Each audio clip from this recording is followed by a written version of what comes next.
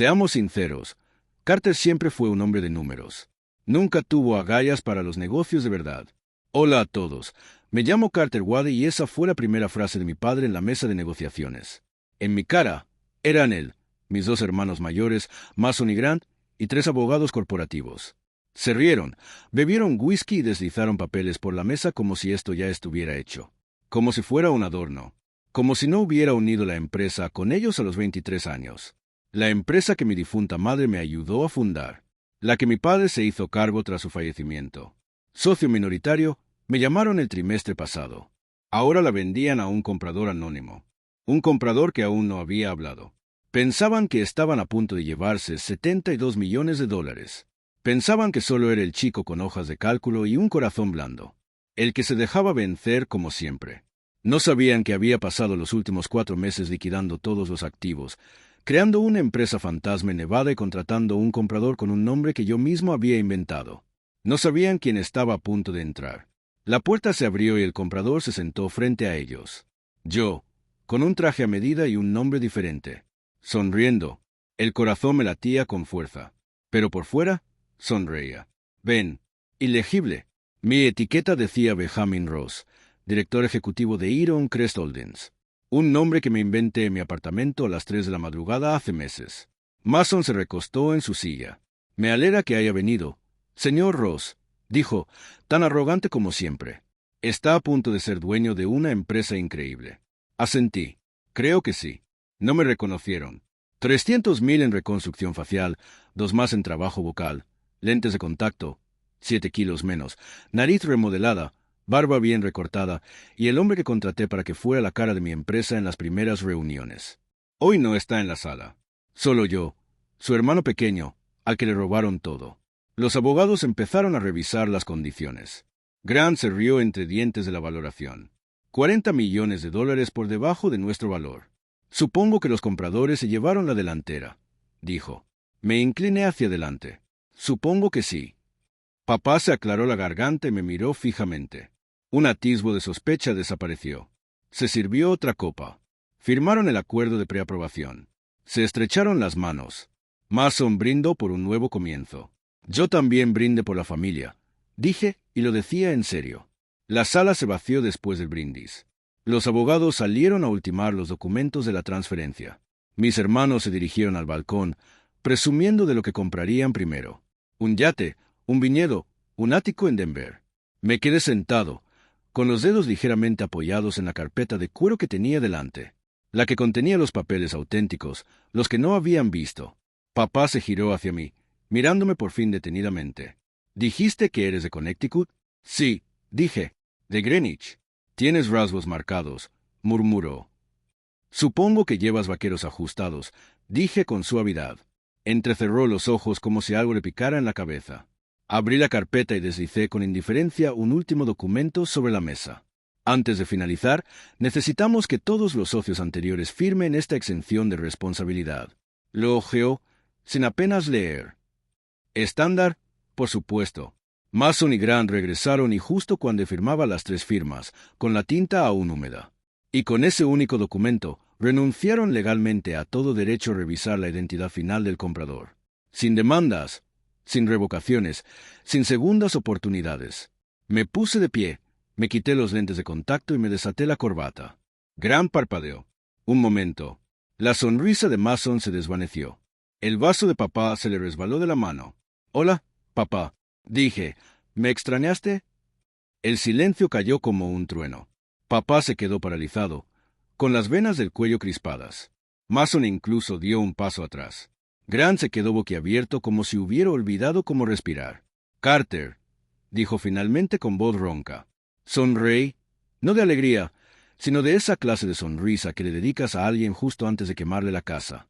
«Vendiste tu empresa», le dije con calma al tipo de las cuentas. «No», espetó Mason. «Esto es fraude». «Tú, es legal», interrumpí. «Iron Crest Holdings existe. Está registrada y tus firmas son vinculantes. Ocultaste la divulgación de identidad en el último documento que firmaste sin leer». Papá se puso rojo como un tomate. «Lo revocaremos. Lo demandaremos». «No, papá. Dije que no lo harías porque el dinero ya se había movido». Cáscaras dentro de cáscaras. No solo estás fuera de la empresa, estás fuera del dinero. Todos empezaron a hablar a la vez. Rabia, negación, amenazas. Los dejé gritar. Tomé la carpeta del contrato y me la metí bajo el brazo. Pensaste que era débil. Silenciosa, insustituible. Caminé hacia la puerta, me giré una vez más, pero era yo quien prestaba atención, y entonces Mason se abalanzó sobre mí por encima de la mesa, gritando.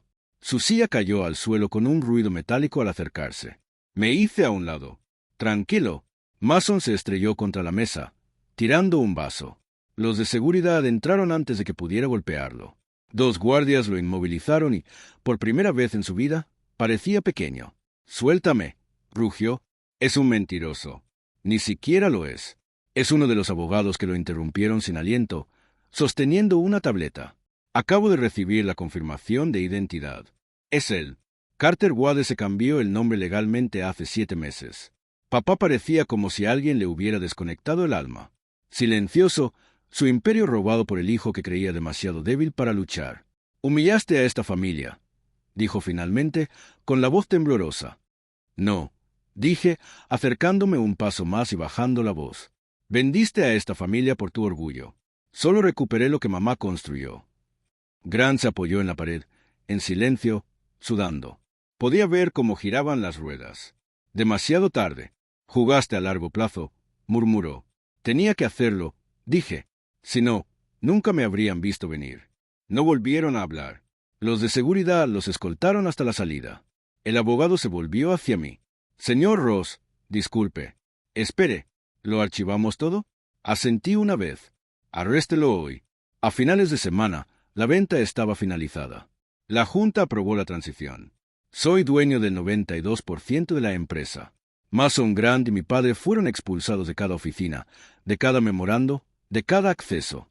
La oficina que una vez compartí con una lámpara de escritorio parpadeante y un monitor roto ahora era una suite esquinera con vistas al horizonte. Pero la venganza no era solo por dinero. Era por la memoria. Caminé por la antigua planta de producción donde solían reírse a mis espaldas, donde me ignoraron para ascensos, donde robaron mis ideas, las reorganizaron y las presentaron como suyas. No despedí a nadie leal a ellos. Todavía no. Los dejé presenciar el cambio de poder. Los dejé en silencio mientras mi nombre reemplazaba al suyo. Los medios empezaron a llamar. El hijo pródigo de la tecnología reclama su imperio en una despiadada toma de control inversa. No sabía ni la mitad. Papá intentó llamar. ¿Qué? Dejó un mensaje. Ya lo dijiste. Vuelve a casa. Lo borré. Mason envió un mensaje. ¿Crees que has ganado? Esto no ha terminado. Pero era legal, financiera y estratégicamente.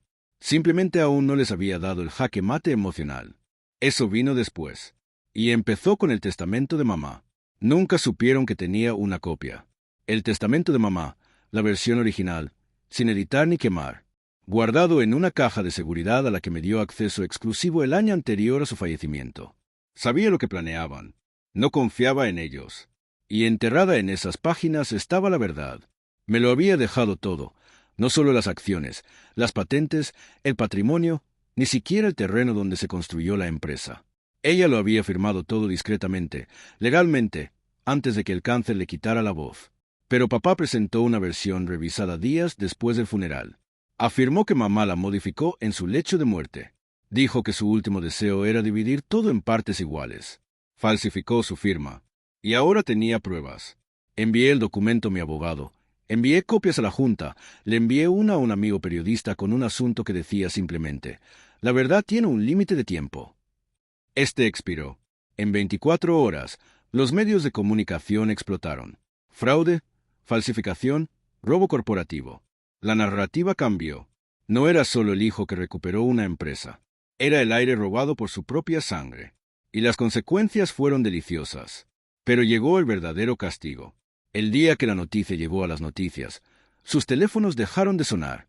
Los inversores se retiraron. Sus rostros, que antes eran portadas de revistas mensuales de familia Empire, ahora aparecían en titulares que decían: «Hijos y padre falsifican el testamento de sus viudas en un fraude de $70 millones». La Junta emitió un comunicado. Iron Crest Holdings cooperaría plenamente con las autoridades. Mi abogado presentó una demanda. Devuelvan cualquier activo líquido o se enfrentarán a un proceso judicial. Intentaron calmarse en silencio. Me negué, que sudaran, que vieran como todo lo que mamá había construido volvía a su estado original. 2 semanas después, me senté en la misma sala de juntas donde una vez brindaron por su traición. Solo que esta vez, me senté solo a la cabecera de la mesa con vistas a la ciudad que creían gobernar. Llegó un mensajero. 3 cartas, una de cada uno. Grants rogaba. Masons amenazaba. Dulles, la suya estaba escrita a mano. Carter, te subestimé. ¡Qué vergüenza! Pensé que el silencio te debilitaría. Olvidé que el silencio hace que la gente escuche. La doblé cuidadosamente y la quemé en un cenicero de cristal. Luego me volví hacia las sillas vacías. Esta empresa ahora pertenece a alguien con alma. El silencio aplaudió.